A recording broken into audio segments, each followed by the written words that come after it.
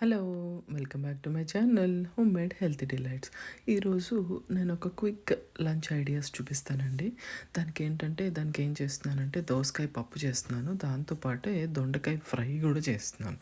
First మనము దీనికి కందిపప్పు కనీసం ఒక గంట సేపు అయినా సరే నానబెట్టుకొని ముందే ఉంచుకోవాలి.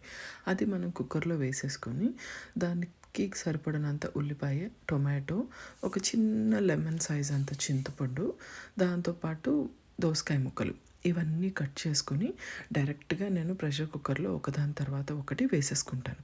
దాంతోపాటు మనము చాప్ చేసుకున్న వెల్లుల్లిపాయలు ఎక్కువ ఉంటే టేస్ట్ బాగుంటుంది, అవి కూడా ముందే వేసేసుకోండి, ఏం పర్వాలేదు.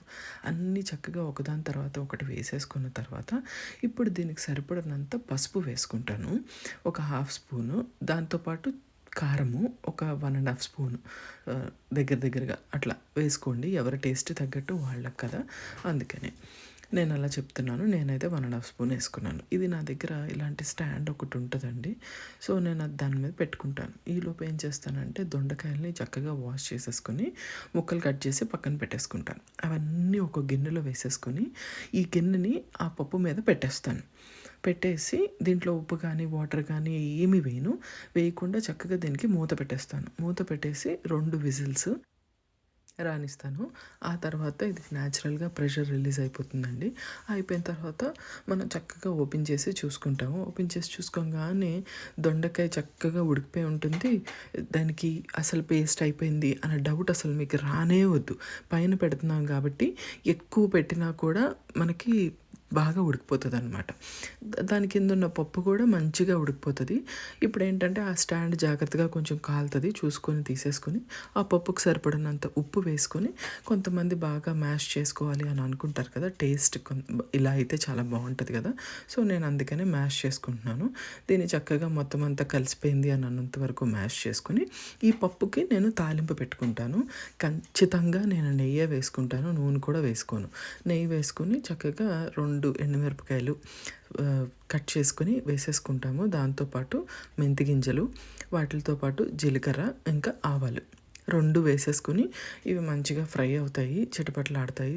ఆ తర్వాత దీనికి సరిపడినంత ఇంగువ వేస్తాను. దాంతోపాటు కరివేపాకు, ఎవరికి కావాల్సినంత వాళ్ళు. కొంతమంది అయితే కొత్తిమీర కూడా దీంట్లోనే వేసుకుంటారు. నేనేం చేస్తానంటే కొత్తిమీరని డైరెక్ట్గా పప్పులోనే వేసేస్తాను. ఇదంతా మంచిగా ఫ్రై అయిపోతుంది కదా, ఫ్రై అయిపోయిన తర్వాత దీన్ని తీసుకుని వెళ్ళి పప్పులో వేసేసుకుంటాం. ఇప్పుడు పప్పుకి సరిపడినంత కొత్తిమీర ఎవరికి నచ్చినట్టు వాళ్ళు వేసుకొని దీన్ని మంచిగా తిప్పేసుకున్న తర్వాత ఇది రెడీ అయిపోతుంది అనమాట. ఒకసారి మనకి ఉప్పు సరిపోయిందో లేదో ఒకసారి చూసుకొని దీన్ని చక్కగా తిప్పుకొని పక్కన పెట్టేసుకుంటాం. ఈ పప్పు మనకి ఇప్పుడు రెడీ అయిపోయిందండి. చక్కగా దోసకాయ పప్పు ఫాస్ట్గా రెడీ అయిపోయినట్టే.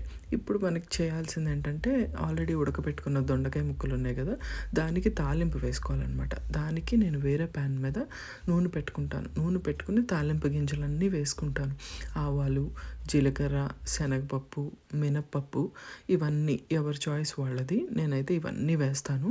వేసిన తర్వాత అవన్నీ చిటపటలాడినాక చక్కగా ఫ్రై అయినాక ఈలోపు ఉల్లిపాయలు చాప్ చేసుకొని పెట్టుకుంటాను.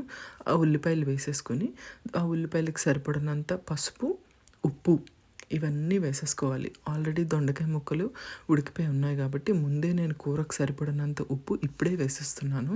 ఆ తర్వాత ఎక్కువ వేయను నేను. ఆ దొండకాయ ముక్కల్ని ఏం చేస్తానంటే ఒక కన్నాలు స్ట్రైనర్లో తీసి పక్కకు పెడతానండి. ఎక్సెస్ వాటర్ ఏదన్నా ఉంటే అది మొత్తం దిగిపోతుంది కదా, అందుకని నేను దాంట్లో వేస్తాను. ఈలోపు ఉల్లిపాయ వేగిపోతుంది మంచిగా. ఎప్పుడైతే మనకి వేగిపోయింది అని మనం అనుకుంటామో అప్పుడు మనం ఆల్రెడీ దొండకాయ ముక్కలు ఉడకపెట్టుకుని చక్కగా స్ట్రెయిన్ అయినవి ఉన్నాయి కదా, అవి తీసుకొచ్చి నేను ఈ ఉల్లిపాయతో కలిపేస్తాను. ఇదేంటంటే దీంట్లో ఎక్సెస్ వాటర్ ఏమీ ఉండదు కాబట్టి దీనికి పొడిగానే వస్తుంది కర్రీ, పేస్ట్ లాగా అస్సలు అవ్వదు. అలాంటి డౌట్ ఎవ్వరు పెట్టుకోవద్దు. ఇప్పుడు దీనికి సరిపడినంత కారం అన్నీ ముందే వేసేసుకోవాలి. ఆల్రెడీ దొండకాయ ముక్క ఉడికిపోయింది కదా, సో అందుకనే చెప్తున్నాను ఎన్నిసార్లు. కారం కూడా వేసేసుకొని చక్కగా పైపైన తిప్పేసుకున్న తర్వాత ఒక 5 మినిట్స్ లేదా 7 మినిట్స్ దీన్ని మంచిగా ఫ్రై అవ్వనివ్వండి. ఇంకేదన్నా చెమ్మ లాంటిది ఉంటే అది మొత్తం పోతుంది. ఆ తర్వాత మనకి ఉప్పు, కారము ఇవన్నీ సరిపోయినాయో లేదో చక్కగా చూసుకొని దొండకాయ కూరని మనం స్విచ్ ఆఫ్ చేసేసుకోవచ్చు. చాలా ఈజీగా మనము ఇలా చేసుకోవచ్చండి. నేను చిన్న చిన్న నాకు వచ్చే ఐడియాస్ అన్నీ నేను మీతో షేర్ చేసుకోవాలని అనుకుంటున్నాను.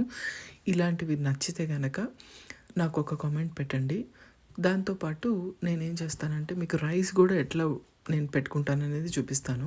ఈ రైస్ని కూడా నేను ఖచ్చితంగా 1 అవర్ నానబెడతానండి.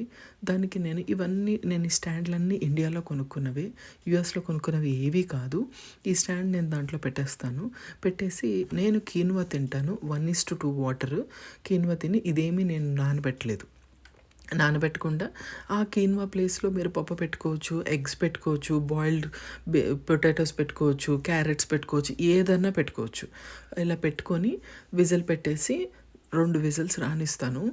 చక్కగా 2 ఉడికిపోతాయండి. అసలు ఏ డౌటు రాదు. పేస్ట్ అసలు అయ్యే ఛాన్సే ఉండదనమాట రెండిట్లకి. ఎక్సెస్ వాటర్ ఏమైనా ఉంటే అలా పైకి వస్తుంది. మీరు ఆ వాటర్ని యూస్ చేసుకోవాలనుకుంటే చేసుకోండి, లేదు అనుకుంటే పడేయచ్చు. తర్వాత నేను కీన్వా ఎంత బాగా ఉడికింది అనేది నేను చూపిస్తున్నాను ప్లేట్లో వేసుకొని. ఇది నేను డైలీ ఇట్లా తినే లంచ్ అనమాట. ఒక 60 ml మనకి మెజరింగ్ కప్లో last cup 60 ml of quinoa 1:2 water వేస్తే ఇట్లా వస్తుంది అనమాట. దాంతో దోసకాయ పప్పు నేను వండినది. ఇంకా దాంతోపాటు నేను చేసిన దొండకాయ ఫ్రై అనమాట. చాలా టేస్టీగా, చాలా క్విక్గా ఎవరికైనా బిజీ మామ్స్కి కానీ, చిన్న పిల్లలు ఉన్న మామ్స్కి కానీ ఇలాంటి టిప్స్ చాలా బాగా వర్కౌట్ అవుతాయి. ఒక్కసారి ట్రై చేసి చూడండి. Thank you so much for watching. Bye.